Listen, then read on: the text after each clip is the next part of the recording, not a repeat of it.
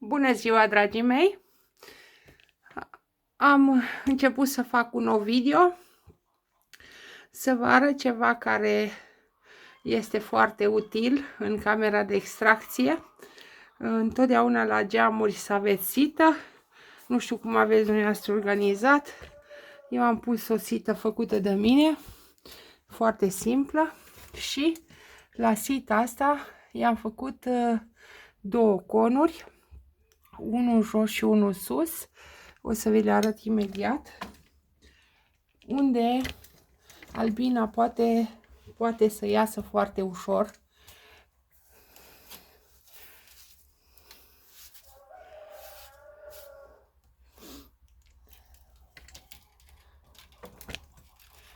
Cam așa arată conurile.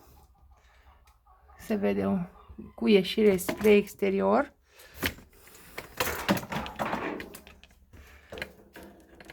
Aici s-a oplăștit că au venit geamul, dar trebuie să le fac din nou, să le soplăști de geam. Da, e foarte ușor pentru albină să iasă când vine în camera de extracție, iese pe aici, pe aceste găuri. Geamul fiind deschis, albinele caută să iasă și iasă pe aceste conuri. Ce am observat? Că la celălalt geam am făcut doar un con pe partea stângă și albinele nu vin să iasă pe stânga, vin să iasă numai pe partea dreaptă și acolo în partea dreaptă nu am făcut nicio gaură. Acum o să dau sita jos și să îi pun și acolo un con. Trebuie să-i dau sita pe exterior.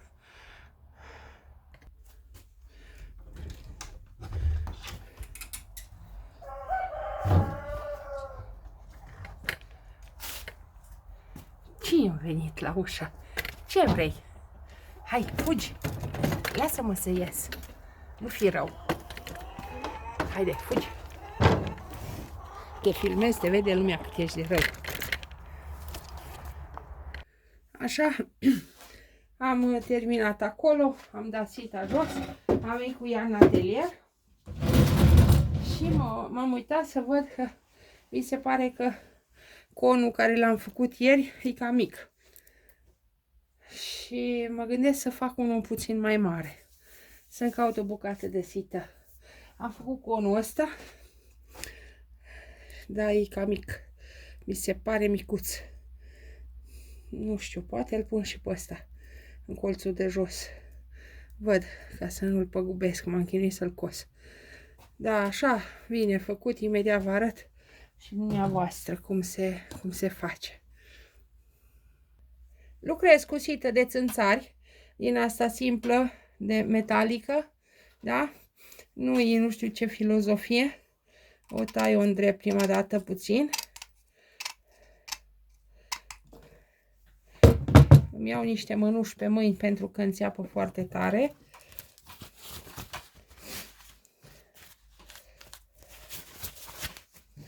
Fac prima dată o bordurică de 1 cm sau de 6-7 mm aici la capăt.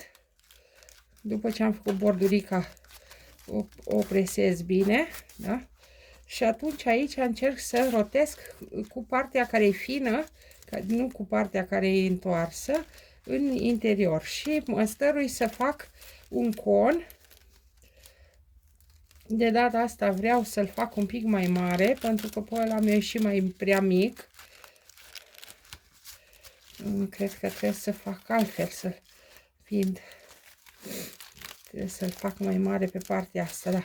Va trebui să îndoi în partea asta la altă, să-l fac mai mare.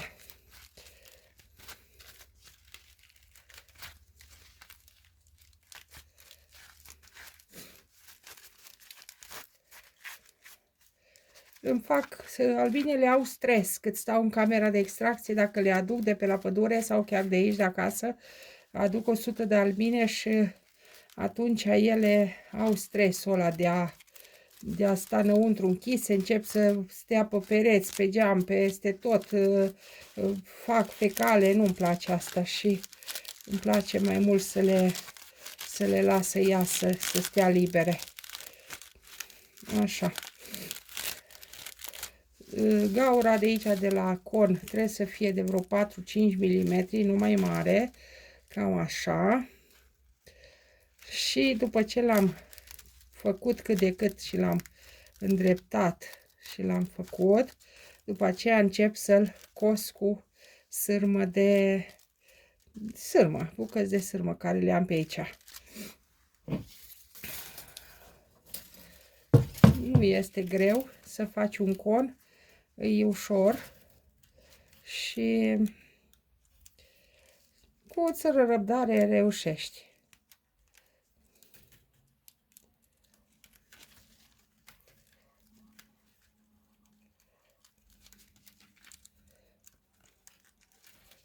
O să pun pe pauză până îl cos jumătate și după aceea am început deja am cusut vreo 3 cm.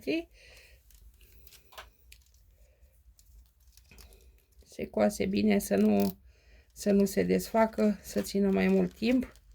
Am câteva făcute de vreo 2 ani, alea sunt făcute de vreo 2-3 ani. Ideea este că albina poate să iasă din cameră și nu se mai poate întoarce, din cauza că aici nu mai nimerește să intre la 4-5 mm.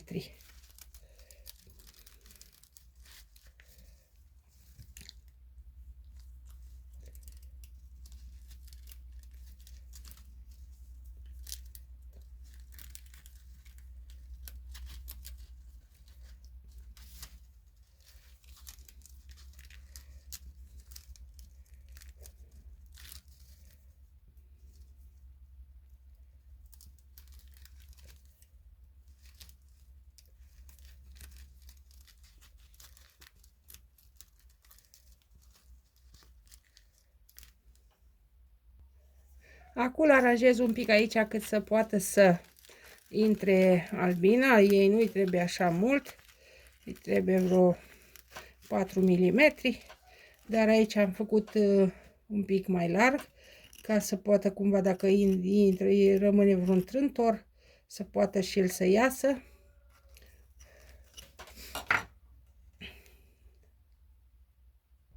Bun, am terminat de cusut și pe ambele părți, și pe o parte am cusut și pe cealaltă, da?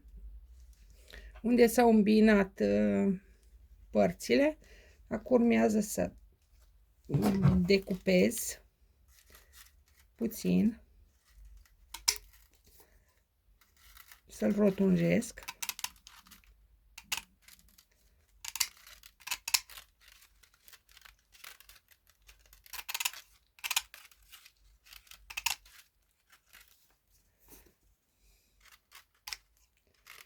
Ideea e luată de la domnul Marin Lelea din Banatul Sârbesc. Am văzut-o la el mai de mult timp.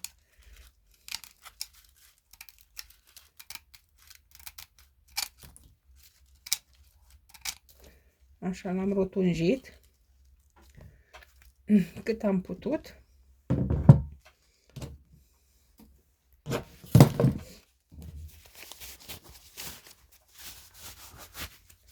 Acum îl ridic un pic de pe margine.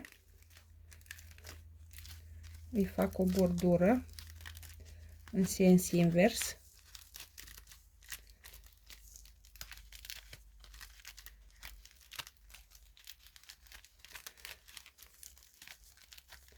Asta e și mai larg decât celălalt.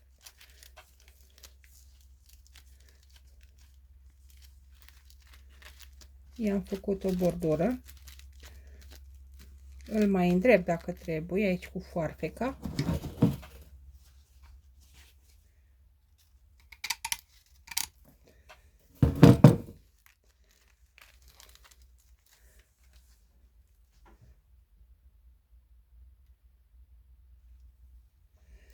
Și acum urmează să-l pun pe sită. Haideți să vă arăt cum îi pus celălalt. Celălalt e pus așa prins pe sită și cusut de jur împrejur ca să... Așa, și acum urmează să prind în colțul ăsta de sus, aici în partea asta, să-l prind pe celălalt, Da? E invers aici. Așa. Pentru că ele nu vor să iasă pe acolo, tot timpul mi se adună în colțul ăsta. Și în cazul ăsta o să le fac loc aici. Prima dată trebuie să decupez puțin aici ca să pot să îndoi colțurile, să fac un rotund. O să caut un marker să marchez. Am făcut cu markerul aici un cerculeț. Acum o să tai un pic plasa.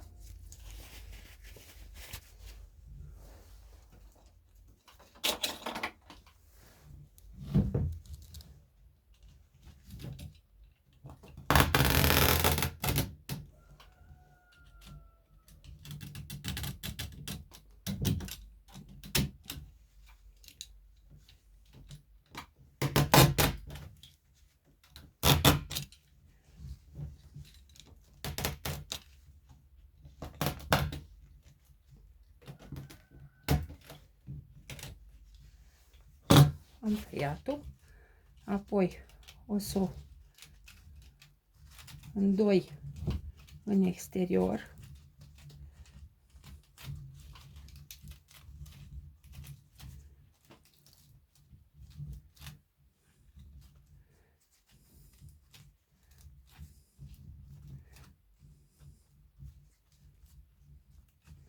Am îndoit-o în exterior și apoi vin cu conul pe exterior și îl voi coase cu sârmă aici în locul ăsta.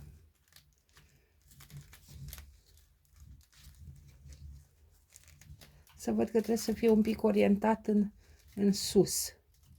Așa. O să-l aranjez și o să-l cos. La sfârșit vă arăt cum iasă. Așa arată conul meu cusut. Nu știu că se vede sârma asta de inox, se vede cum e cusută. Cum am putut, așa am cusut-o. E pusă, e orientată în sus. Arată foarte fain. Așa arată. Acum inițial mă pun să vopsez toată rama, să o vopsez din nou că trece timpul și din cauza că e afară să ruginește. Nu e greu de făcut, dar totuși e un pic migălos ca să-ți faci un con din ăsta la geam.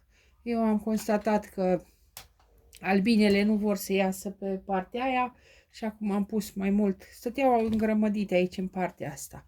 Și acum am zis, hai să le pot elibera și pe partea dreaptă a geamului.